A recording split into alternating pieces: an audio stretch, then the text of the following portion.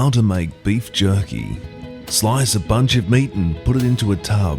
Cover it in marinade overnight and then into your oven or smoker with a layer of dry spices the next day. Slowly dehydrate it until it reaches the desired texture and colour. Then store in vac-sealed bags until you're ready to eat it. Stick around to see how I do each of those different elements.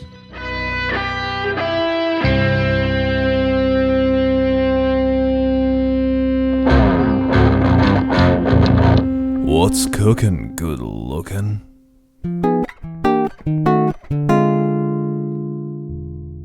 Hello, I'm Tyrone. Like your shoelaces, you tie your own. In today's video, as you already would have seen, this is my method for how to make beef jerky. The first thing you want is to choose the right cut of meat. This is the eye of the round.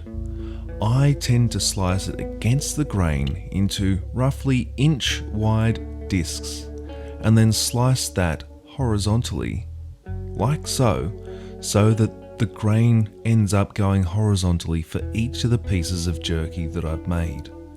It's easiest when this meat is not quite frozen, defrosting, because that way, when you're slicing it, it doesn't tend to buckle under the knife or stretch under the knife as much. Another thing that I found easy is to place each of these discs up against a chopping board that is roughly the same thickness as them. That helps it hold its shape a little bit better while slicing. Once sliced, chuck it into a big tub like this and then cover it with salt and pepper between each layer.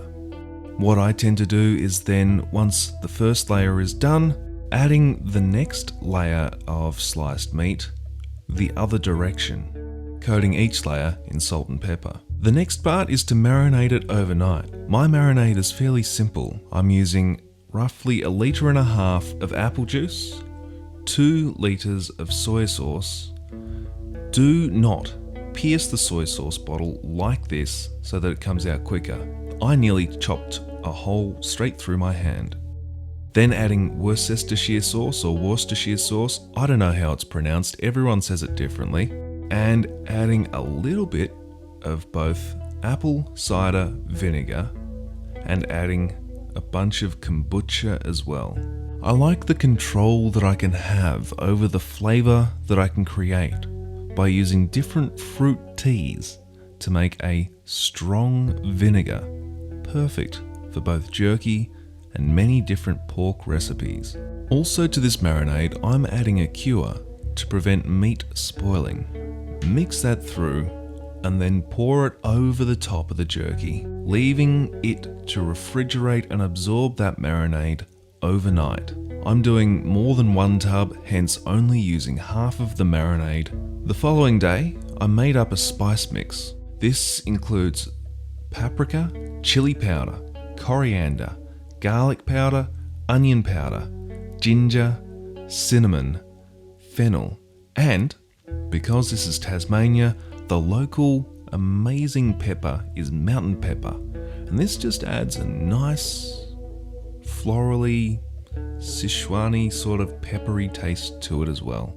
From there, out to the smoker, placing this jerky out on each of the different racks, one layer thick, as tightly as I can. I don't want to layer it over each other because then it won't dehydrate properly during the cooking process.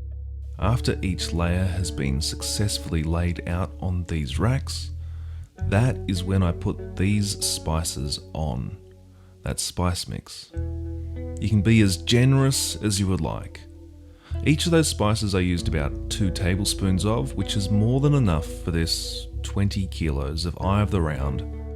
As with all smoking, you don't want much smoke coming out.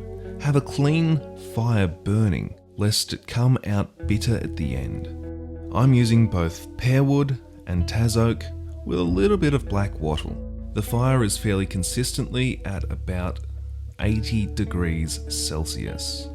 This meat loses roughly half of its weight through the drying process. Notice how much each of these individual pieces has shrunk by how big the gaps are now between each of the pieces of meat on this smoker. So after 5-6 hours, these top 2 racks, which get a little bit more heat, have dried out sufficiently. They've turned a deep mahogany, erring on a black colour, and the texture is tough, but it will break apart when pulled aggressively. And that's the texture and colour that I want this jerky to be. The objective is not to cook the meat, rather to dry it out. Having a fast moving smoke flowing over this is a great way to dry it out. Also, because it's trying to be dried out, I have not put a water pan in my smoker. These took about 1.5 to 2 hours longer, by which time the sun had gone down. So this is as far as is necessary of that shot. Once I'd gathered all of the jerky from the smoker, the best way to store it, or so I've found, is in vacuum sealed bags. I like to vac seal it at either 200 grams or 400 grams. Each is a good amount for a snack or a snack to share. Once vac sealed, store in the fridge. Now, this isn't something that I'm licensed to sell through Smokeomotive. If I were licensed to sell it, costing it out for all the work that goes into it, and all the time, and all of the ingredients, and the fact that the beef loses over half of its weight in the smoking process, means that I would have to charge about $100 to $120 per kilo, depending on quantities. Instead, what I can do is create a big old barbecue storm for you. We can certainly come to a deal for between $50 and $150 per head for between 50 and 500 people.